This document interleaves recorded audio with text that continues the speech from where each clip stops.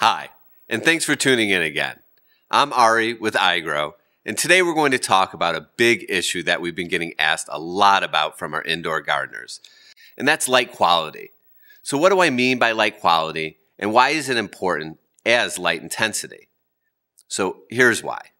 Some of the main observations made by the Colorado grower had to do with the quality of the fruit produced and the yield produced. Growers report back to us that iGROW Light produces the same yield of their 1000-watt HID, even though it's only a 400-watt light. A lot of that has to do with the light quality, our patent-pending formulation and blends of colors that are completely attuned to plant and flower production. This jump in technology is detailed by Dr. Jerry Dietzer of the University of Maryland in his explanation of his spectral data of the type of light produced from an iGROW bloom bulb. Here's what Dr. Dietzer wrote. I interpret this as meaning that while far red light is clearly important for promoting flowering in a long day plant, a reduction in the blue to red light ratio in the iGROW bloom lamp has an effect similar to the addition of far red. This suggests that blue light may be inhibitory to flowering and is reversed by the addition of far red. Let me interpret that for you. What Dr. Dietzer is saying is that blue light is great for leaf production, but not great for flower production. By us introducing a higher ratio of red and far red and lowering the amount of blue light in our bloom lamp, iGROW is engineered to produce more flower sites.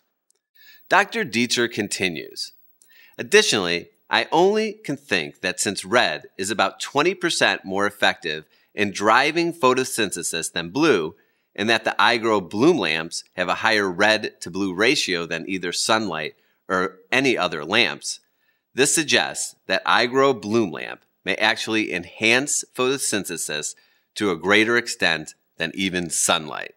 And let me repeat that. iGROW bloom lamp may actually enhance photosynthesis to a greater extent than even sunlight. Let me demonstrate the point about light penetration. Using a 4x4 area as a recognizable desired coverage area for a grow light, we took a 4x4 foot piece of pegboard and then centered a standard 1000-watt HPS light reflector over the board at 20 inches above that board, representing the top of the plant canopy. We then built a track so we could slide our par meter from end to end, side to side, and diagonally, and then took measurements every 12 inches in all directions. We took the center measurement, its highest intensity, and calculated the percentage drop off from the center point. We then did the same thing for our iGROW 400-watt light. So here's the data. At 20 inches above the canopy, the HID at the center point hit 1022 par.